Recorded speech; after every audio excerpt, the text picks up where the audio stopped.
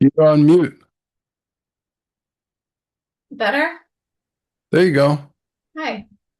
Have you just been sitting there the whole time? Since 6:09. I Okay, thought you were waiting for me, so I came running down and got on. I was. But while I was waiting for you, I ran to the restroom. Has it been recording? Did it say recording when you started? It did. So why didn't you talk?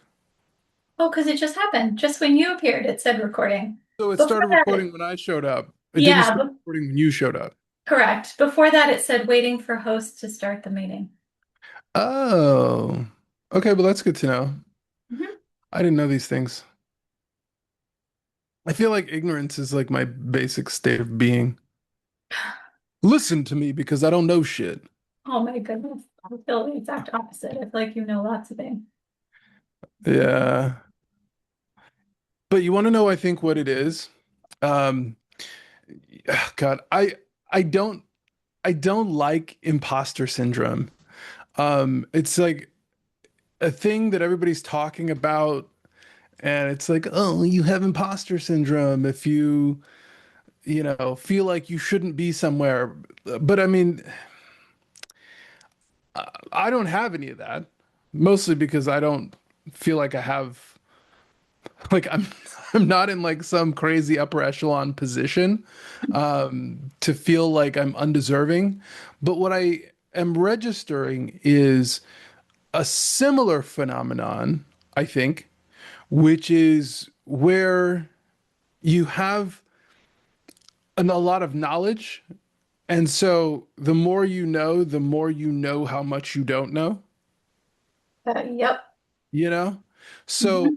I am aware of the gaps in my knowledge, which to me are staggering.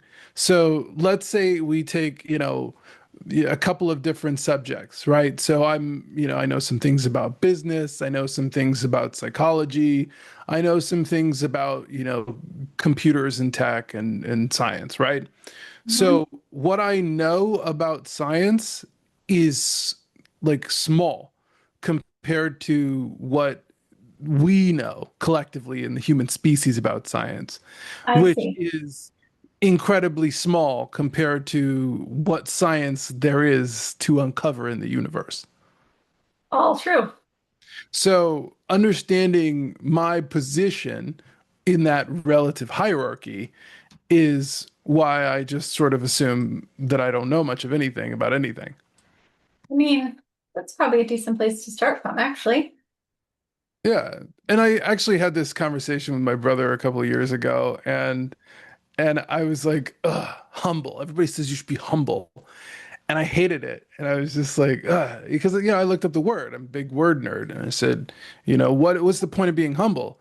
And because it's like it means lowly. And I don't want to be lowly, you know? Mhm. Fuck that. I'm trying to be on top of the world and shit. And then he said, well, you are lowly compared to the cosmos. And I was like, Okay. fuck.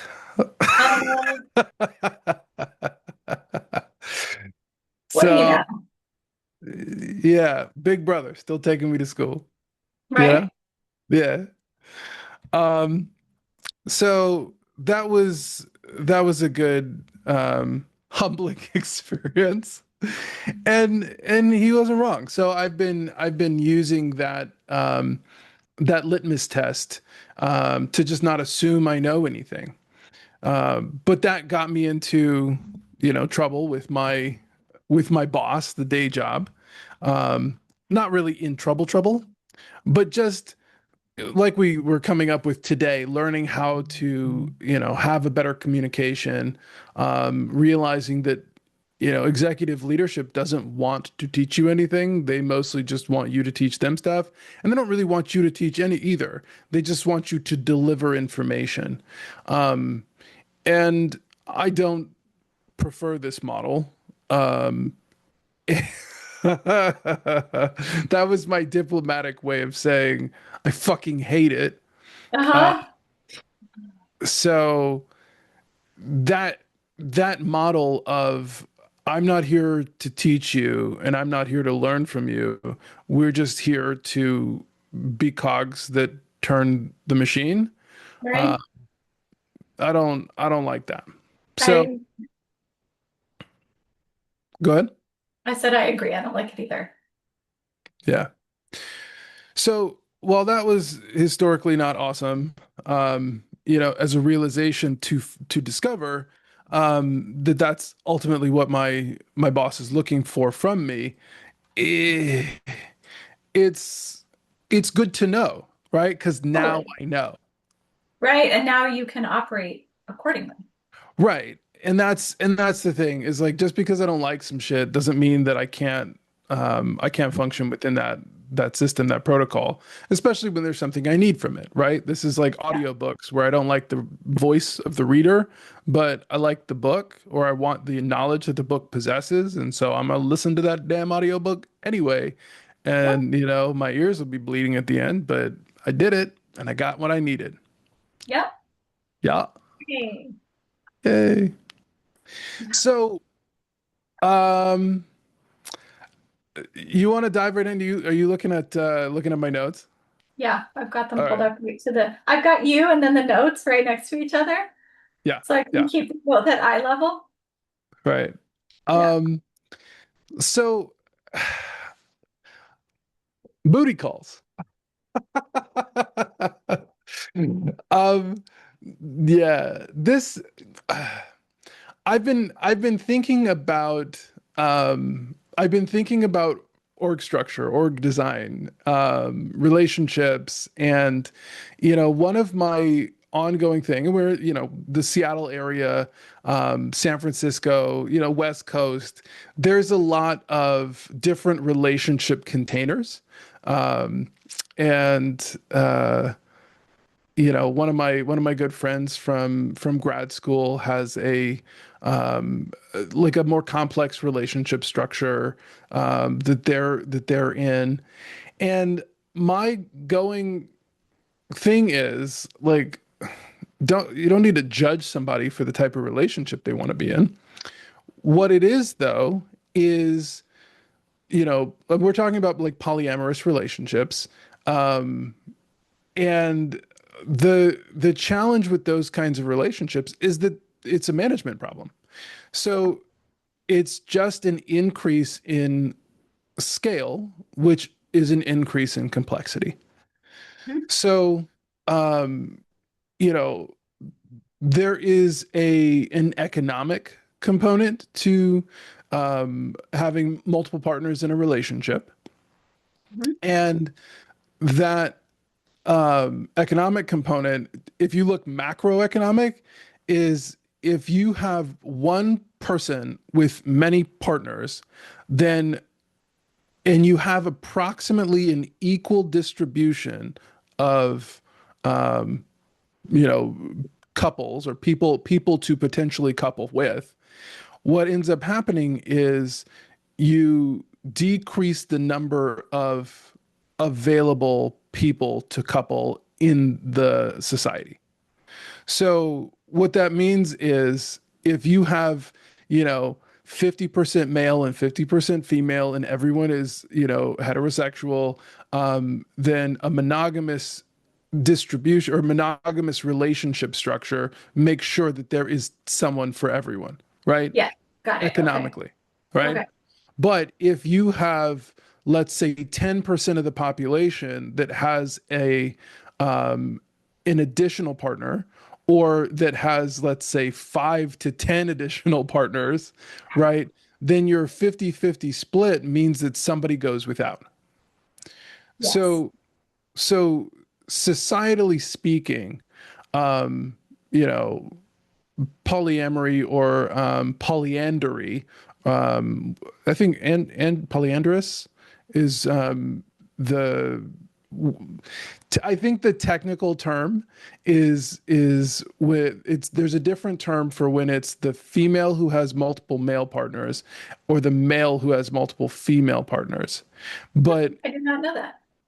yeah, and the challenge is like in multiple cultures, it's outlawed. Like in certain African I don't know if it's at the national level or the tribal level, but having multiple wives is looked down upon, whereas Mhm. in other, countries, cultures, it is the norm. And part of the reason for that is that the less monogamy you have, or the more people who aren't getting partnered in the culture, the worse the sort of societal outcomes, because the person who's not getting mated is generally speaking a male, and when you have males that don't you know, partner up, then they tend to go the crime route. And the crime creates negative outcomes for societies.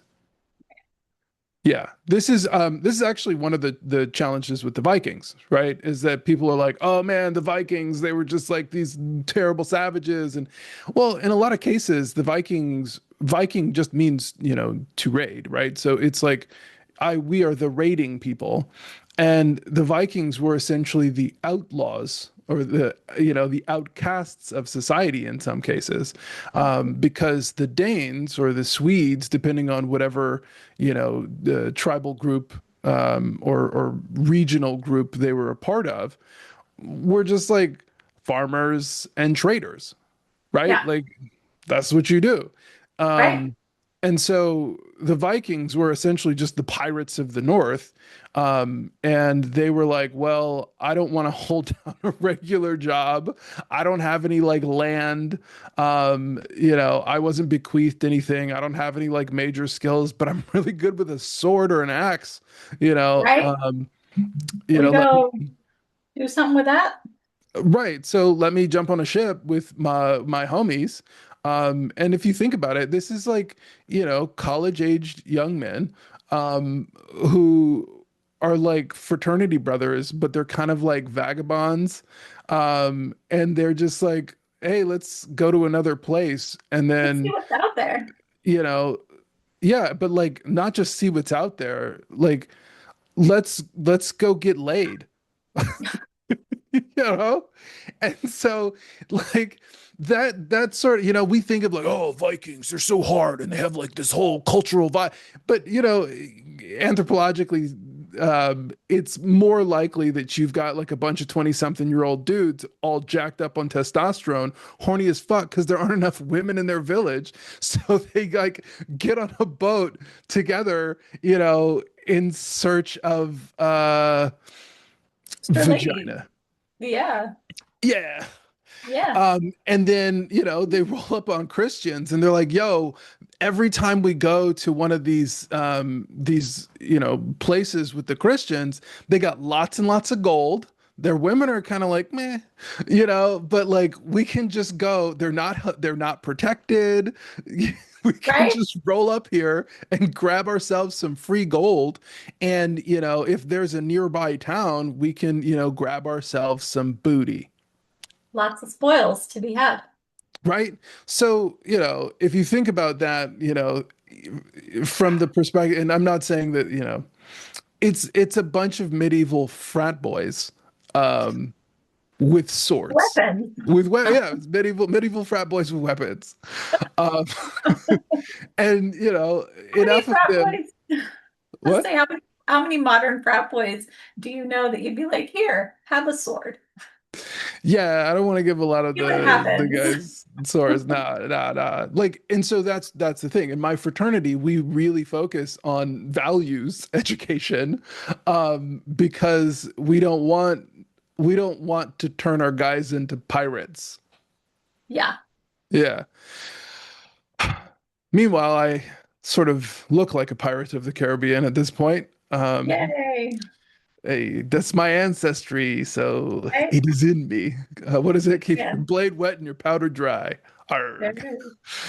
Um, but back to the idea of, what happens with polyamory at a societal level, right, is that now it's just like a supply and demand issue, is that you just don't have enough supply of, eligible females for the male population, and then they, rebel, right? And this is generally, a phenomenon with crime, right? Is that when people can't get their needs met through conventional means, then they do deviant behaviors to get their needs in some other way, right? So, to the complexity issue, when you have a team, right? And we were looking at different kinds of teams the other day, right? The 3-person team, and we looked at the Powerpuff Girls. I'll probably end up writing something about this. The 4-person team with like the Ninja Turtles, and then the 5-person team, and I used the Planeteers as that example. Mhm. So the more people you add to a team, and again, this is a Venn diagram. I'll eventually, show this at some point. But if you have 2 people, right now we're going to have our Venn diagram. We got 2 circles. So you have yours, mine, and then ours in the middle. And that ours join is, we'll call that a join because SQL database, boy. So you have that one join on the yours and mine. So that's essentially 2 entities and 3 relationships, or three nodes that you have to pay attention to. Well, when you add just one more person, right? You know, um, A, B, and C person, then the joins between them are AB, BC, and AC, and then the join for all three, ABC. So how many is that? How many nodes? We got 3 people. Or Well, no, no, no. We got 3 people, and then we have 3 joins, or actually 4 joins. So now we have 7 total nodes that we have to contend with. By just adding one person, we went from 3 nodes to 7 nodes, I see. right? 4 joins, 3 entities. We Yeah. add a fourth entity. Now, how many joins do we have? I don't know. I'd have to do this math on paper. I've done the math. We did this the other day, and why ikigai, right? Where it's 4 circles. You like it, you're good at it, the world needs it, you get paid for it, right? Mhm. If those ikigai are 4, actually it doesn't work out to just have them as 4 overlapping circles. Oh, You that's have to right. You turn did it, the wings. yeah, you got to turn it into an oval in Yeah. order for them to all coalesce. And what that turns out to be is 11 different relationships. So we went from 3, right? Yours, mine, ours, to 7, A, B, C, and then all of the joins in between, to now 11 joins with All the four different entities, combinations. right? And then you got like 5. Oh my God, I'm doing. It's the end of the day and I can't do math. Um, so yeah, you've got your what was it, 4 and 7, right? Again, I would have to draw it to be sure. Okay. But that's your entities, right? And And the so point now is you have all that, these nodes. yeah, the point is that for every one additional person you add, it exponentially increases the complexity and the amount of connections that you have to maintain. Correct. And so the complexity of relationship maintenance is what is the secondary problem with polyamorous relationships. And the thing is, the type of person who is most likely to join this type of relationship is going to be short-term focused, right? So, again, the way I turn everything into business functioning.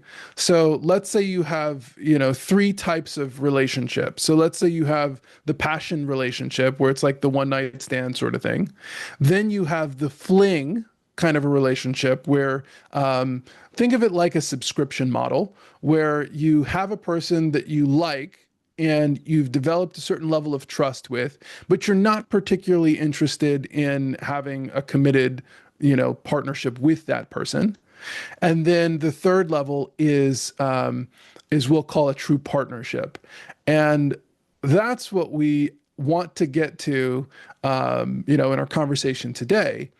And a lot of this, by the way, a lot of this came about because I have a friend who lives in Thailand, and he and I are always having conversations about the sort of more transactional nature of people in like Southeast Asia, and just Asia in general, being more heavily um, in the administration, on the they're It's they're kind they're of like more into administration than romance. it's kind of baked into their culture. Yeah. Yeah. This Administration is like a foundation of who they are culturally. right. And as an example, the Japanese, right? Like they go nation, then family, then individual in terms of how they rank you. And so if you don't have a family, right? If you don't have a house that you're associated with, you're like a non-person, you know? Mhm. And it's Um, considered like um not just very sad, but like shameful. Yeah, and I mean that's the typical Japanese insult is gaijin. Gaijin is outsider, right? You're the Yeah. person who doesn't have a family. And this is one of the true social functions. What were we watching? Tokyo Vice. Um, and one of the social functions of the Yakuza is to give young men who are estranged from their families um, a a family, so that they don't run rampant and destroy the city. Right? They're just like a rogue entity. Yeah, and so it's basically like the government. I mean, I actually think that this is brilliant, and Americans are really anti-organized crime because of the violence of mafias back in the earlier days. But I actually think that the Yakuza model is really functional because it's putting specific boundary conditions on the shadow economy. And the shadow economy is basically just like the stuff that happens off the books.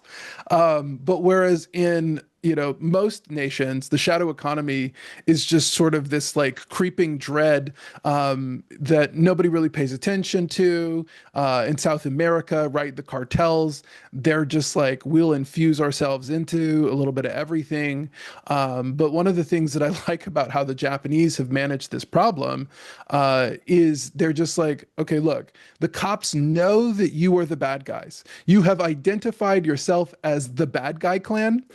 And so as the bad guy clan, there's some rules, right? Like the society is so administratively organized that they are like, you're the bad guys and you're going to play by the bad guy rules. And then we don't fuck with you. You don't fuck with us.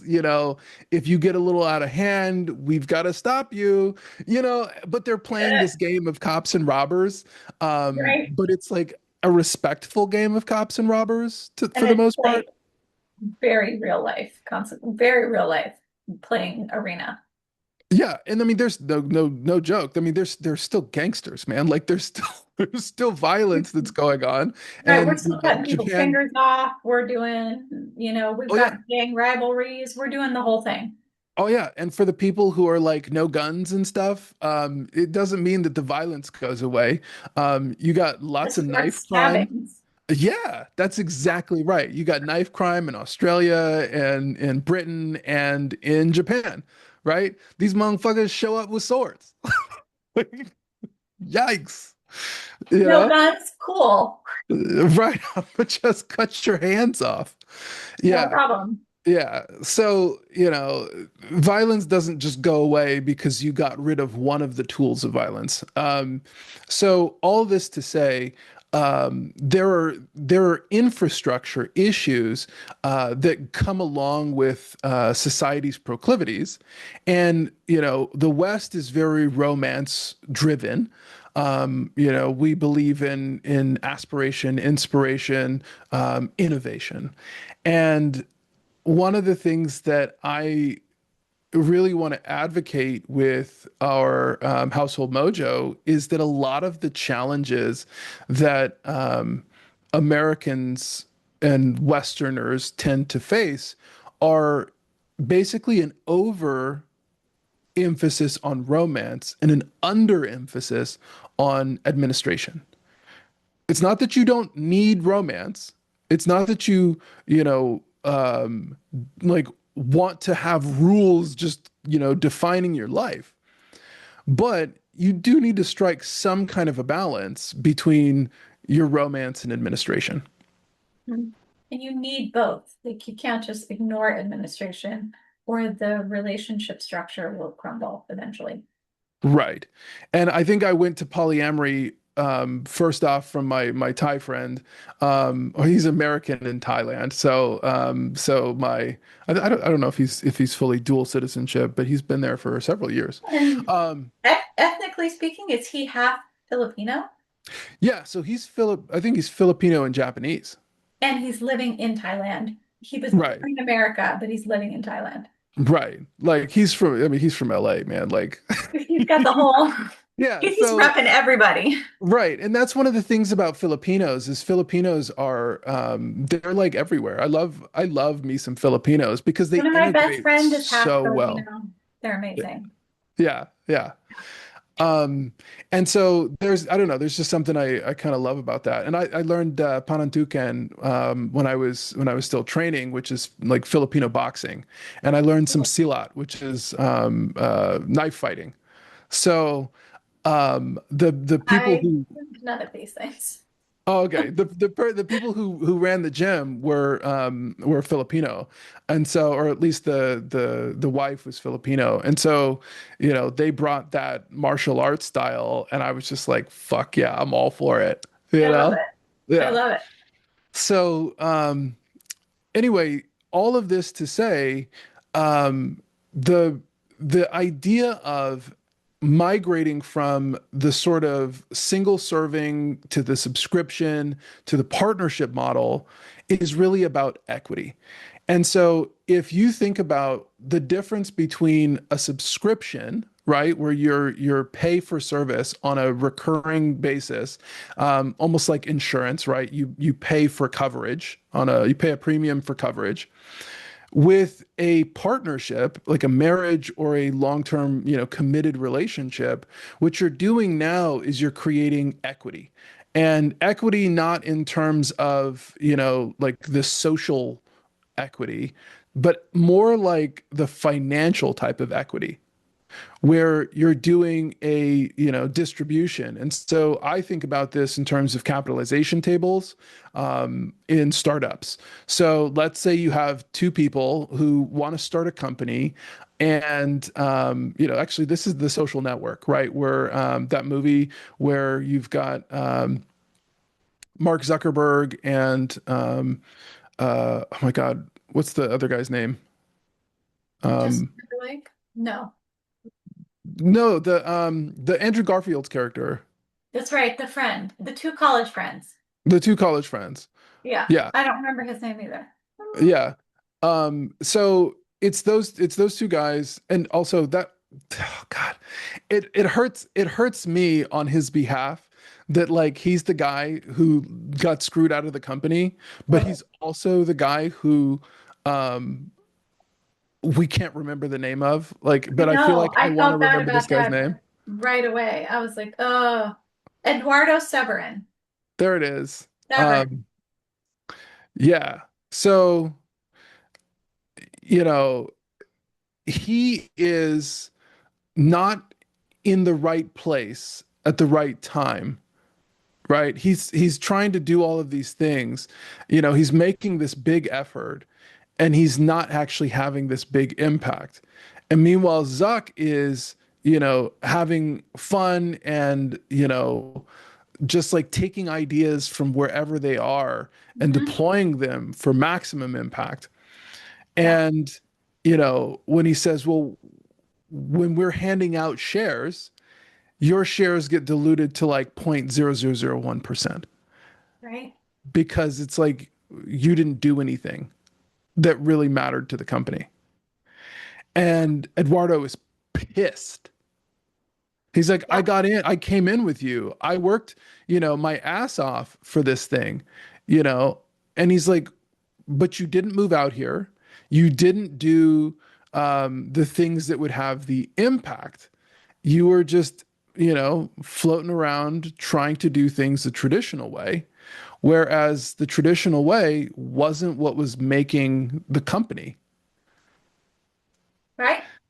So, um, this is, what the article I wrote that's coming out this week is all about is essentially how you distribute partnerships. And what you find is like two-thirds of breakups in companies and startups are because you have founders who can't get along Yeah. and who don't agree on things, don't align on things, and so they miss opportunities because they are unable to make decisions in the time Um, frame that they need to. yeah. If they can't agree, they're not making fast moves. And what do I always say, right? Like you might be on the right track, but if you're not moving fast enough, you still gonna get run over. Yikes. Yikes. So how then do you determine equity? And how do you essentially increase your contribution so that you can get the stake and that your effort gets rewarded?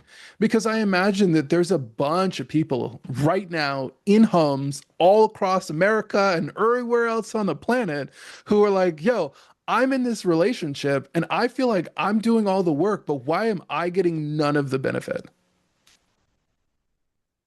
Hmm. Yeah. Or like, I one gotta cup. tell you too, that Mhm, is so tough with when there's a stay-at-home parent, mhm, because it's like there's a lot of unquantified labor that happens there. And mhm. it's very easy to identify a contribution when there's a dollar value associated with it. I make X dollars in salary that supports these costs. That's very easy to see. And it's more difficult when the contributions are less tangible. Yes. So I actually think about this, in two realms. On the balance sheet, you have, tangible and intangible assets.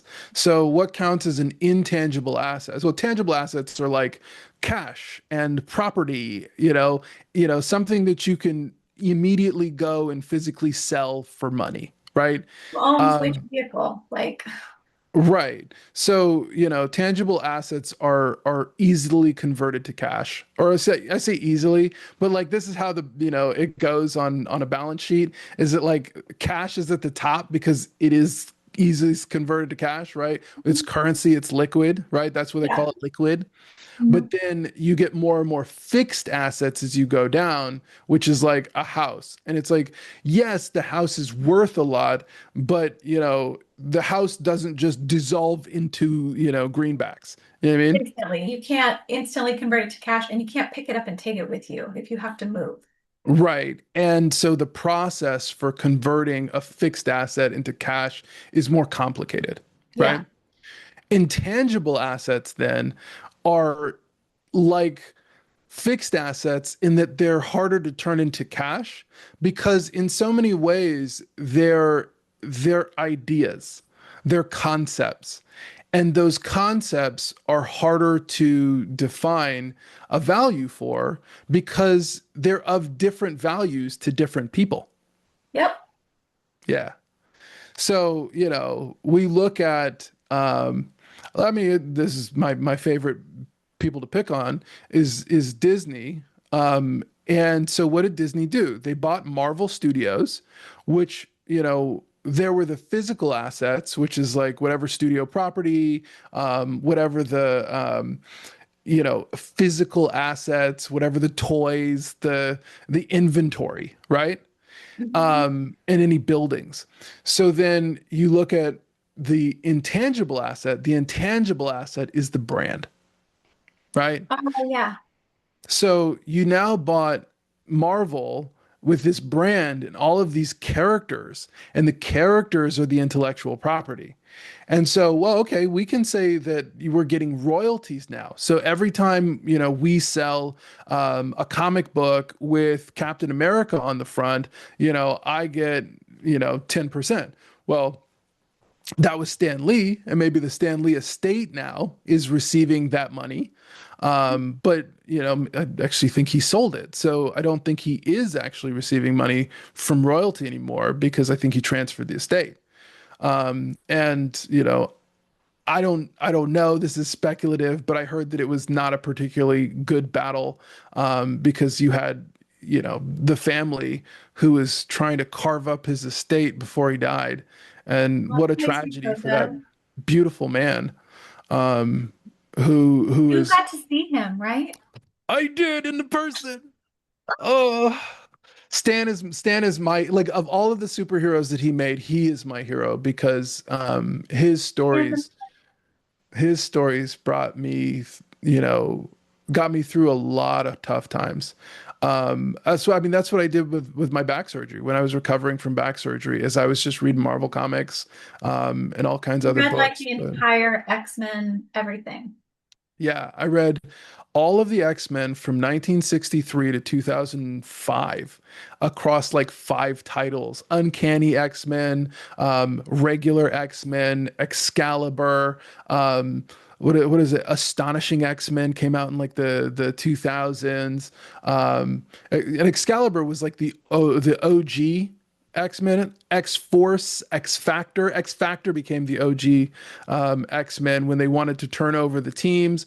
So like I just became this whole font of X-Men knowledge. And whenever there's a crossover event where it's like Avengers versus the X-Men, or they introduce a new character or a new spin-off. Like there was, and they have these like events like Onslaught, which came out in the 90s, which was where Professor X and Magneto have some kind of like crazy mind meld and Oh, become like one super being. Um, just yo, just all kinds of cool shit. And then you now have like other comic book people that are popping into the universe, right? And so I I got. hate that you had back surgery, but I love that you got to just like dive in and read the whole thing nonstop. Oh, it was great. It was great. And I started to realize why everybody loved Cable. Because on the surface, he looks like just some muscly dude with guns, which, hey, not mad at that. Right? Um, but at the same time, he's kind of like in the same way that Professor X and Magneto are kind of like opposition on like a horizontal plane. Mhm. Um, Apocalypse and Cable are opposition on more of a vertical plane. So, Apocalypse represents like the hell archetype, and Cable is the heaven archetype. And, he's just like an aggressive angel with guns. And so here he is trying to also be the nexus, be the bridge between Professor X and Magneto's message, because he's a soldier who grew up soldiering, but he's also trying to keep the hopeful dream of Professor X alive. So, beautiful, like, man, the symbolism, the metaphor, it's like so beautiful. And that's one A of the whole reasons podcast just about the X-Men. I'm about to just take over this podcast and make it about the X-Men. I know. But the whole symbolism, I think, is so beautiful, which is one of the reasons I think I'm frustrated with a lot of the sort of literal nature of modern people. Like they hate metaphors. And as much as I like this He Who Fights with Monsters book that I'm reading, the like the jester archetype is just it's so overdone for me at this point because they Yeah. leaned into it, I think, a little too heavily with uh um with the last 10 years, right? The Marvel movies, the Avengers movies had like a little bit of self-aware humor, but they just like said, well, if some of it is good, then let's just up the dose. Like, no. And so then everything sort of turned into this like buffoonery. And then now we're in this period where we've lost a sense of sincerity. And, everything has to be explicitly stated and self aware.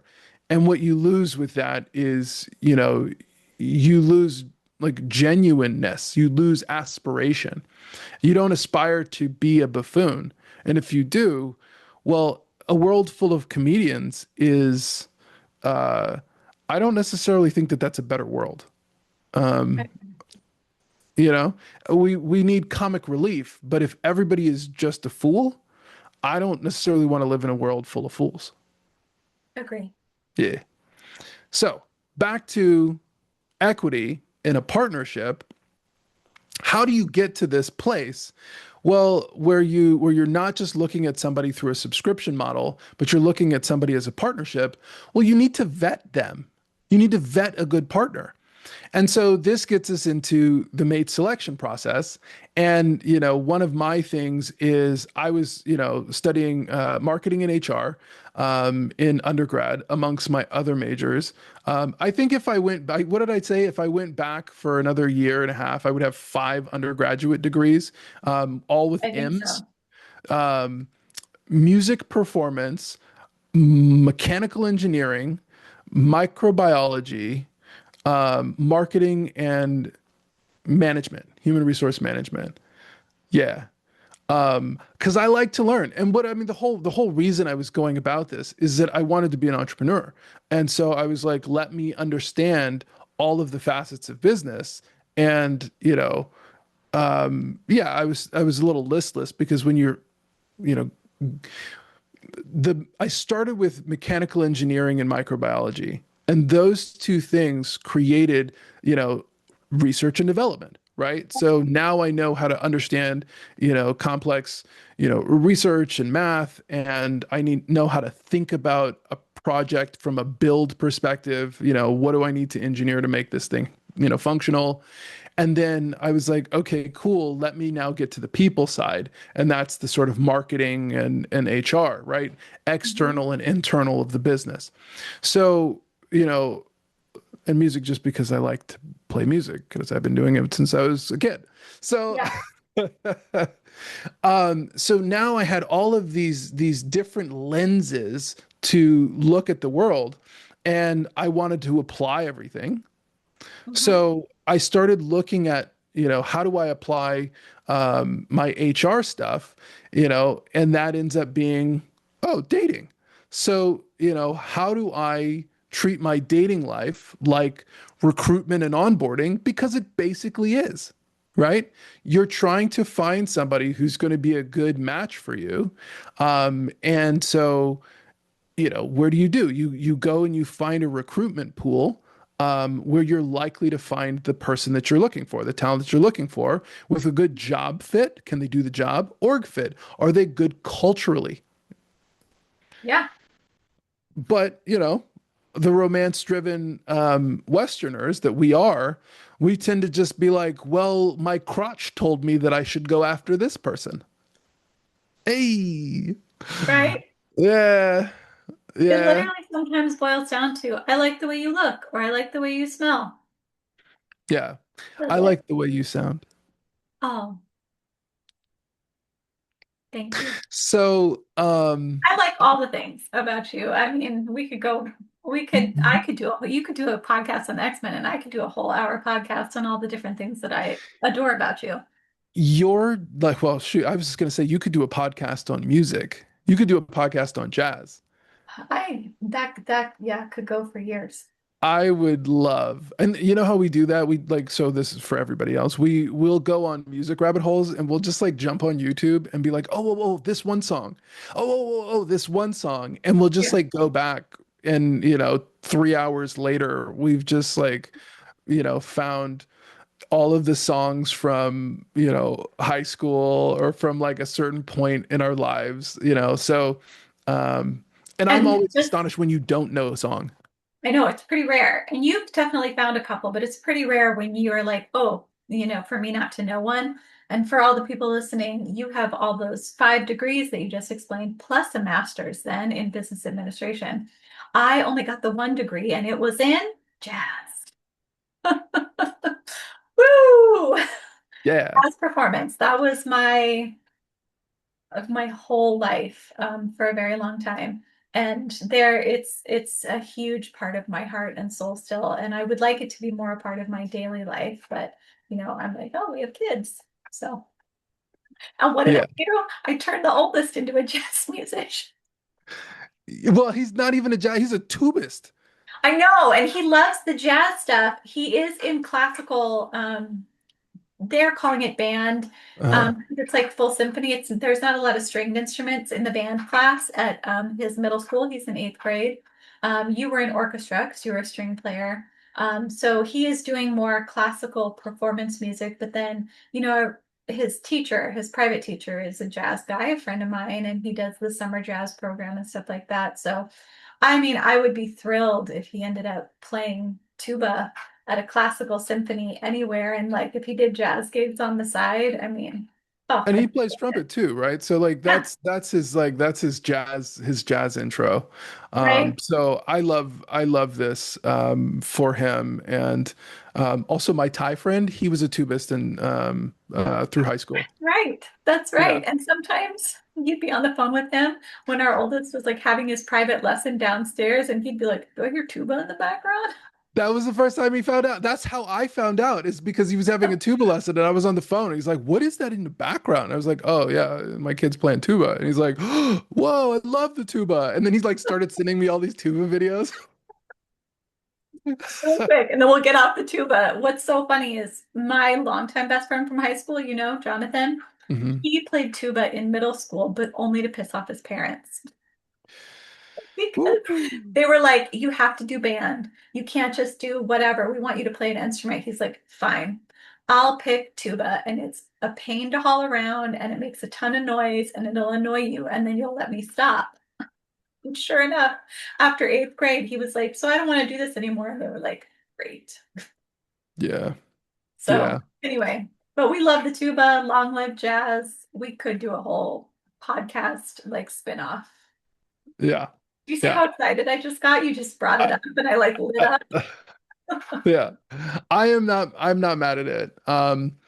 And so, ironically, here I am talking all the time, and I don't like my voice, but I like yours. But I need you to talk more so that I can listen to it. Oh, and the problem there on this podcast is that I like your voice, and then you get talking, and I'm like, oh, tell me. Okay, well, we are now gushing for the audience. Back to the business. I know, and Um, it's like we're almost at end time, and I feel like we didn't even go over anything in the notes. well, we got through like the first part of the notes, but we started late, so we're going to finish. Okay. We're gonna finish strong. Um, So the mate selection thing is most people again are choosing with their crotch rather than with their brains. And I think about this in terms of how do you know, right? How do you know who a good fit is? And you'll get on oh my God, is tabloid a thing? Do people say tabloid anymore? Um, I'd like the scandalous newsletter things. sure, like Cosmopolitan, and it's like 5 ways to turn them on in the bedroom, like that kind of stuff. Right. Yeah, yeah, yeah. I think Yeah. those are less tabloids and more like women's magazines. Okay. Um, so the women magazines are like, looking to spice up your romance, right? Oh, they Here's how love you those do kind of it. articles. Yeah, yeah, yeah. Yeah, yeah. And, are you looking for a right match? Like, ask these questions. And I saw something on Instagram the other day, and it was like, here's 20 signs that you're in a good partnership. And I was just like, man, cut that the fuck out. Like, here it is. MSC, must, should, could. So this is some people would call it like non-negotiables, but it's like, no, here are the things that you need for an effective relationship. And you want to know what? It's aura. You need to have ownership, some romance, and some administration. So if you're trying to find something that is a must, what was my thing was range, rational, attractive, nurturing, genetically strong, and emotionally stable, right? So Whew. like that was what I used in college to just kind of be like, okay, when we're having our dates, these are my musts. And do we have these things? And so then the shoulds are like your performance factors, right? Like these are the things that make one person more competitive than another. And the coulds are like the delighters.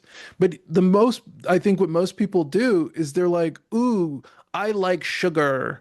And so they go for the coulds. They go for the really nice to haves, and they kind of like forget about some of the need to haves, or they're not really sure what the need to haves even are, you Hmm. know? And Which, so, you're young, that's fair. right, but a lot of people then will get into a relationship and they're like, I'm so in love, right? Mhm. And they're in love with being in love. And then they now have this relationship with a person and they're like, you suck at money. It's like, it's like, why are you so mean? Right? Oh, yeah, Or it's like, wow, you're a total fucking slob. You know? yeah, Oops. yeah. And so now what you have is a partnership where you've given somebody equity and in like the joint organization, and they're like, cool, hey, you signed on the dotted lines, you hit the accept button without reading the terms and conditions, and so I get to be a slob forever, and you said you were gonna love me no matter what. Yeah. Fuck. That's where you get a lot of those like um sayings or whatever, like little things that people say, like, well, you can't love me at my worst, you don't deserve me at my best. And it's like, do you need to be at your worst all the time? That is bullshit. Like, yeah, you can have a like we all go through that time. I mean, you've seen me like just coming out of surgery, can't walk, you've had to carry me through the house. Like we all have some rough times. I know it was rough for you, but I also think that it was kind of cute when you would like give me a hug and then we would like tootle. We would like It hug was tootle, dance walk. Yeah, to the room. it was very Um, sweet. yeah. Um, so, one of the things that you should look for is, like a D&D party, right? And I love this analogy. And in a D&D party, for those of you who are uninitiated, you generally want to have like, your offense, your defense, and your utility. Right. So you want somebody who is, going to be a tank who like goes up and takes a lot of damage, does a lot of one-hit damage. Then you have like your mage who's your offensive caster who like is in the background casting spells, buffing your guy. Your support caster on the utility side who is like giving everybody healing spells and who is, increasing your likelihood of critical damage, right? And then you've got your other utility character who is like stealthy, who can go and like sneak into the room, unlock the door, open the secret chest, or, is They really can good with like, conversation. I was just gonna say, they can like talk to risky people and they're good at charisma and all that stuff. Yeah. And so, like, if you think about your relationship like that, the four classes that you really want are merchant, bureaucrat, warrior, and priest. And this is what the fond actually in fond pack is. It's finance, operations, network, and defense. And so finance is, the merchant. Operations is the bureaucrat. Um, defense is the warrior. Actually, yeah, and network is the priest. We don't necessarily think about priests in terms of network, but that is kind of their job function, right? The church is a civil engagement and in like Like civic civil duty. support, yeah, and civil support. Like, they Right. do meal trains if somebody's having a hard time, or that's where you go to meet people, or all, yeah, Yeah. it definitely helps with like common ground and a place to start relationships of all Yeah. kinds, friendships, the whole thing. And I had a friend of a friend who was Muslim, and I actually don't know if he was necessarily Muslim, but he was from a Middle Eastern country. He might have been from like I don't know. I don't know. I don't want to like say this or that when I'm not entirely certain. But he was basically saying, oh, it's weird that you Americans aren't like big into religion because there's so much stuff that the church takes care of. And I was just like, yeah, Good point. yeah. And he's like, oh, I don't want to have to think about it. Like, I don't want to think that hard about some of this stuff. And I like the conventions. right, and sure enough, what movie did we just watch last weekend? Um, Hidden Figures. It was my first time seeing it. Yes. And even though the movie was not about church, like whenever they weren't at NASA, they were at Yeah. church or at the church potluck or at the church hangout, or they were playing cards with the same people that they go to church with, and they were neighbors. And yes, they worked Yes. together at NASA, but they brought the kids to the potluck and everybody was hanging out, and she met Yes. the guy, that she was going to date. And I was like, oh, that's the kind of social gathering and support that that's why we say that's the priest class, because that's that network maintenance, that network, those relationship building things. We're not doing that largely at church anymore as a society. So you need to have that, you need to build that in your own life if you're not going to go to church. Right. And that's what it is. It's not that we're not doing it. It's just that the people who don't go to church don't get that benefit.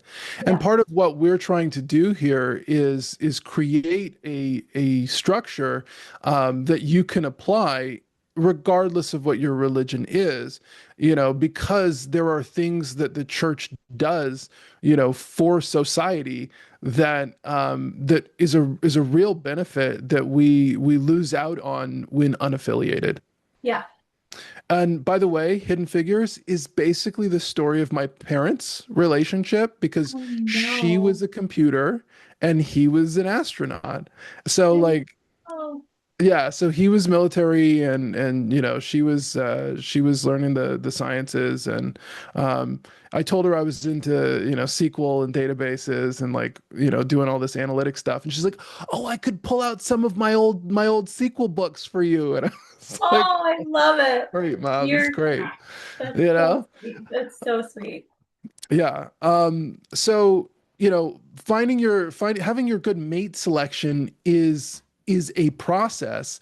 And, HR was a really good formula for me to figure that out. And I was like, I mean, again, I was always measuring things even back then because I came from a science and engineering background.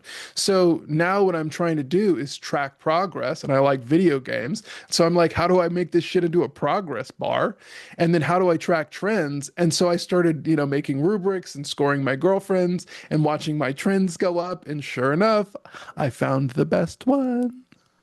Uh, Oh, so, figuring out who's in that talent pool, what's your compelling compensation package, and this is what you bring to the table.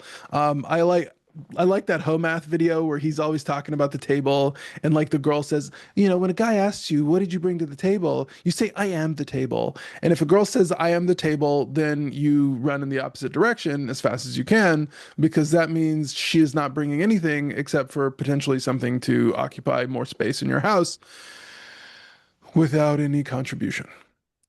yeah. We tell our boys not to date table people. We don't date tables in this household.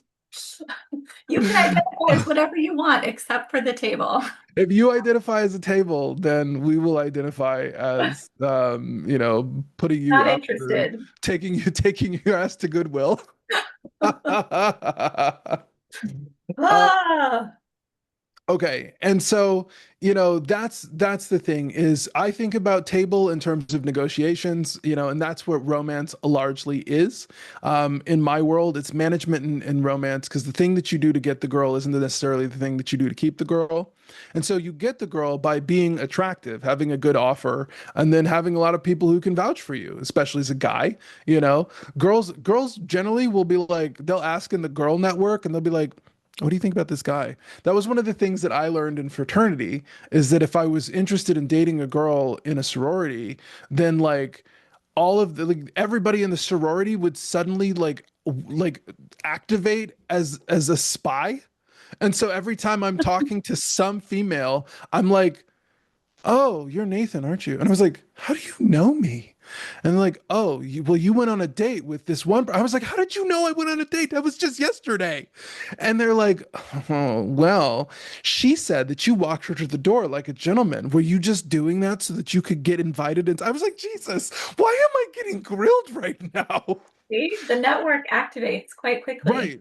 And so, this was an interesting phenomenon, but it helped open my eyes to something that girls just naturally do is that they look out for each other, which is beautiful. And so I was like, bro, if you're gonna do this thing, it's not just like play the part well enough to get past the check boxes, but be the kind of person who passes the fucking check boxes, Without having to put on a front. Yeah. right? Make that your identity, not just your persona, Mhm. right? So that's one of the things is that you've got to bring something to the table and you've got to be discerning. And this is again vesting, right? You don't just give somebody full stock options. You vest over 3 years. You vest over whatever the duration is, so that now that you've been with this person, and the Christian saying is that you want to be with somebody through all 4 seasons before you necessarily commit, because now you know what they're like. Right. So the minimum before getting married, you should probably be with somebody is a year.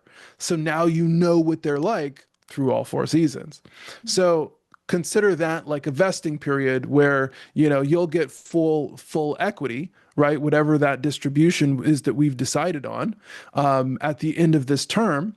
And then when you look at the table, think about it as again like a merchant video game. The table is what are you putting on? What am I putting on?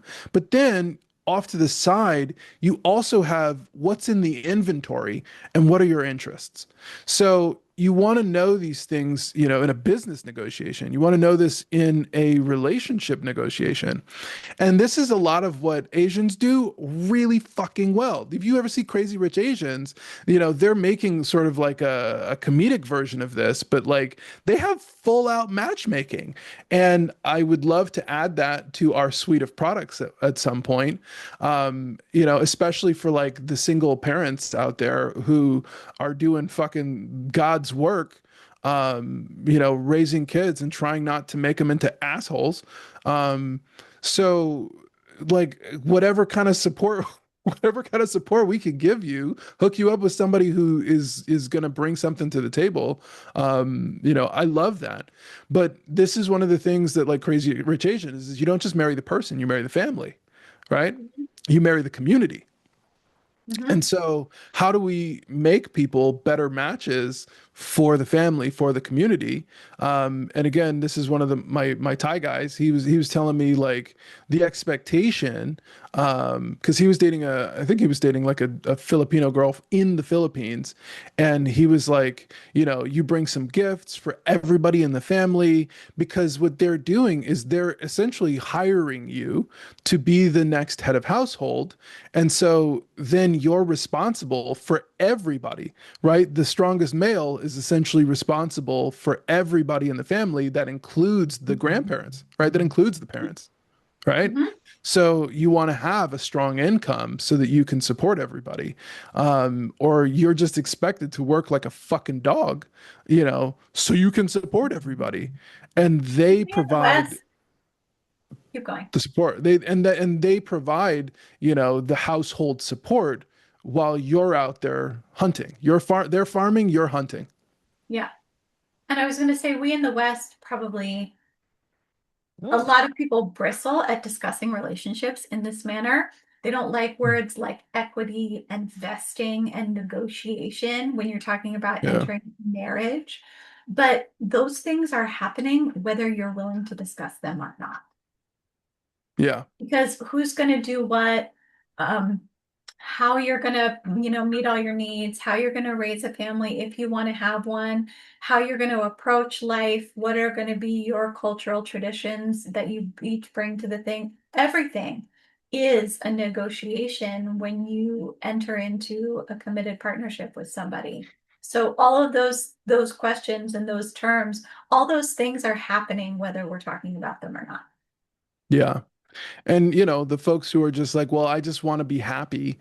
It's like, what did we talk about last time? Was that happiness is a byproduct of meaning, Mhm. engagement, Mhm. relationship, achievement, relationships, and then positive emotions, right? The positive emotions come naturally if you have all of those other things. Mhm. So, in terms of like compensation, what you're thinking about now is not just what am I going to get out of this, but like what am I going to do for my partner? What am I going to do for them? And guys, I used to love creating dates. I used to love making like we're going to go on a date and I'm going to orchestrate this thing. I've sprung a couple of things on you. Mhm. I wish I had more time to really think about these kinds of things and really plan them out because I really enjoy it. And I enjoy like walking you through a process, having making an experience. Before we jumped on this call, by the way, I was making a user journey map. So, like, I want to make user journey maps for you so that I can like guide you through like a really positive experience on a date. So this is what you get for, marrying a UX design and, tech person is that I'm trying to design a great experience for you. Love But it. that again is one of our products that will eventually be coming out is, how to design a great experience, for a partner, for a date. Um, and that way, you can keep the romance alive instead of just it being like, well, we're roommates now. And we have, you know, the only thing that we do is take care of the kids, right? You go to like from all romance to like all administration. Well, we want you to have a little bit of both. We want you to have, enough administration so that you can afford the romance. Yeah. Yeah. And then when you have that surplus, instead of it just being, oh my God, I've got to recover from my life, or I want to go on vacation and get away from myself, Mhm. like no, let's be intentional. Let's plan something for our partner. Let's co-design an experience that we both want to be a part of, or let's, design something for the other person and, reciprocate it. And what a great journey that makes for the two of you in your relationship is to constantly be trying to one up your last date, you know? Yeah, pretty awesome. Yeah. Yeah. All right, we didn't get to the last part, but I think that's a good place to wrap up. Yeah, Um, more to come in the future on this whole topic, yeah, but run your life like human resource management, and you'll be fine. right? And we'll just go get on your Substack. We tell you exactly how to do it. It's all Boom! there. Look at you making plugs and shit. It's all there. All right, Bye. Bye. Ignice. Oh, Ignis.